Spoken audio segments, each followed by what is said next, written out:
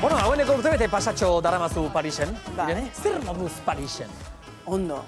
Parisen ondo. Paris ederra da, Bai. baina gogorra baita ere. Zergatik gogorra.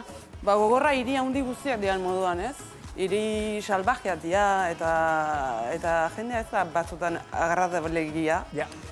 Eta Parisinok gainera horretan oso ezaguna dira, ez? Bai, ez da? Badaukate fama Egia bat. da hori, ez da fama hutsa. Ez da fama hutsa. Aha. ez. Beraz, egokitu egin behar izan duzu? Bai, bueno, azkenean zure bizitza oso egokitzen duzu, herri ni Parisen asko ibilitakoa naiz, baina orain arte ez naiz hain bizi izan. Eta, bueno, dena moldatzen zu, eta gainera aldi berean erronka bati heltzen diozu, eta, bueno, dana batean. Zertan gara diferenteak?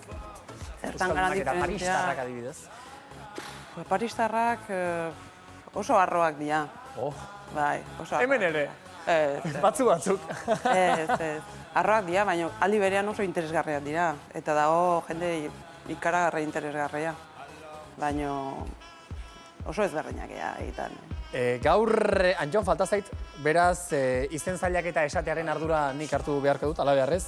Zuzara, Musée de la Mode... Frantxesez esan behar dugu, eta guk ez dakigu. De la Mode.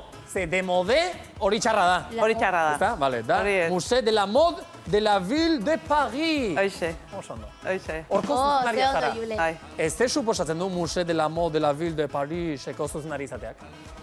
Bueno, suposatzen du, museo, nahi esan, nazioartean erreferente dan moda museo bati heltzea, eta nola Paris nolabait modaren meka den. Guk beti ala jo izan dugu modaren hiriburu bezala, ez da? Bai, eta Moda da- eta maitasuna bueno, Parisen. Egia da, hiriburu asko daudela moda munduan orain, ez da bakarrik Paris, dago Londres ere bai, Milan ere bai, New York ere bai, badago aniztasun batez moda munduan. Baina Parisek badu nolabaiteko autoridadea, ez, gaian. Historikoki izan da hiriburua eta nire ustez jarraitzen izaten du. Orduan, moda museo bat, modaren mekan zuzentzea, Ja. Hori da Trump izatea bezala, baina una, ez gaiztoa. Bine, konparazioak egiten hasi. Joe, a ber, Paris baldin bada munduko modaren hiriburua eta modaren museoko zuzendaria zu baldin bazara, zu zara Trump txintxua. Bai, Ona, esango dugu. rubia baita, baina Trumpetan ibiltzen. txuriago. Hala ere, askorentzat zerbait oso abstraktua bezala izan liteke. Zure lana egunerokoan zer egitea da?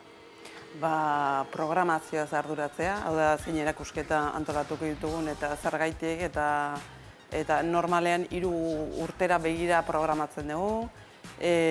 Komisariokin hitz egitea, konservadorekin hitz egitea, kolaborazio berriak asmatzea, orain arte museo honek erakusketa temporalak bakarrik egiten zituen eta orain permanente bat asmatu behar dugu.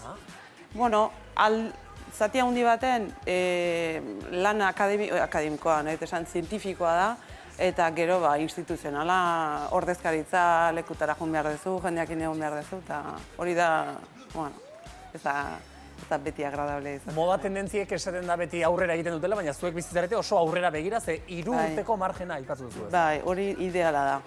3 urte. Orain bagabiltza 2022ko eta 2023ko programazioakin. Osea, badakizu 2022an da 2023an nola jantziko dan jendea? Ez. Oraindik ez. Badakit guk egin behar ditugun erakusketak. Vale. Baina nola jartzi behar den jendea, ez. Ez dago hainbesteko aurrerapenik hortan. Bueno, badago jendea hortara dedikatzen dena. Ja. Ni historiagilea naiz. Orduan, gehien bat, atzera begira Hori da. goten naiz. Ulertzeko gero aurrera nola egin behar dugun, ez? Hori da, edo, pixkat klabeak behintzat ulertzeko, eta zen moda azkenean ez da bakarrik espresio artistiko edo estetiko bat, baizik eta garai baten isladapena, ez? Orduan, saiatzen gara ulertzen gertatu dena eta zer gertatuko den. Iruditan ari gara ikusten, eta ze Superpolitak, ja. Hango modako museoko irudiak eta egin dezakegu orain bisita bat bertara bideoeran baldin bada ere? Bai? Hau da, Musée de la Mode. Nire ibilbide profesionalea, nire alorrean, salto bat izango da. Museoa bera, erronka baten aurrean dago baita ere, etorkizunera begira. Proiektuaren dimensioa ondo ezagutzen detelako, urduri eta ilutsioekin eta motibatuta, eta dana da gauza askoen hasten dira, ez? Bueno, badauzkat zenbait ideia etorkizunera begira, proiektu berri. Miren, museoko kargu hartuta gutxira, zuk hau esan zenuen, zure hitza dira. Ez kara asko, ez dago kolekzio handi gehiegirik, moda museoetan sartzeko dagoen moda aprobetxatu egin behar da. Zein da zure helburua? Gure helburua, azkenean da artearekin egiten den bezalaxe, edo beste alorretan egiten den bezalaxe, moda ondare bezala balioan jartzea, eta modaren bitartez gure gizartea hobeto ulertzea. Lehen esaten nuen bezala, moda da berez gure garaietako isladapen bat, eta modaren bitartez gauza asko azaldu ditzakegu, orduan. Hori da helburua, edozein museoarena, Han galdera, modan dago? Moda modan dago. Bai. Eta moda museotan modan dago baita ere, eta moda erakusketak modan daude. Bai. Vale. Bai. Beste datu bat daukagu hemen, 1977an zabaldu zuten Parisko Moda Museoa, eta zu izan zara lehendabiziko zuzendari kanpotarra. Bai. Ez dakit, honek emango dizu igual arrotasun puntu bat edo? Bai, puntu bat. Lorpen bada. Beste guztiak bertakoak izan dira? Bai. Eta zu lehenengoa kanpotara eta gainea emakumea. Bai. Nola dago emakumearen papera? Emakumeak izan dira, Gehiago egon dira. Emakumeak izan Baina orokorrean modaren munduan nola ikusten duzu emakumearen egoera? Bueno, orain nahiko indartsu daude, gaude emakumeak moda munduan eta moda industrian baita ere, sortzaile emakume asko daude, diseinatzaile emakume asko daude eta industrian emakumeak oso presente daude. Gero, emakumearen irudia nola tratatzen den, hori beste eztabaida bat da. Baina nik uste emakume gehiago dauden heinean, emakumearen irudia ere beste era batera tratatzen ari da, ez? Seguru, bai. Adibidez, orain, abenduaren 12 apirilaren 19 Bilboko Arte Ederren Museoan, Rei Kawakubo diseinatzailearen obra bat dago ikusgarri. Bai. Eta badakigu zuretzako berezia dela lan hau, ez da? Bai, bueno, berezia etxean delako.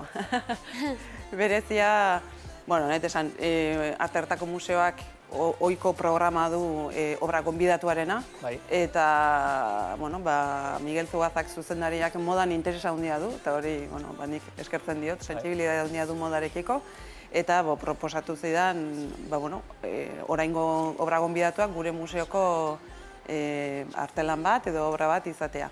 Eta edozein aitzaki iruditzen zait zoragarria etxera etortzeko, eta gainera gu orain gure museo itxita dago obraengatik.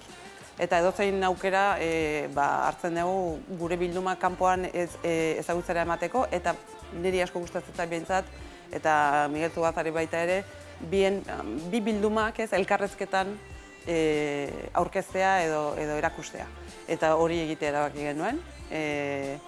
Hor Balerdiren eta Arellanoren artelanekin batera aurkeztu genuen Rei Kawakuboren Comme des Garçons entzat egindako seinuko zoragarri hau.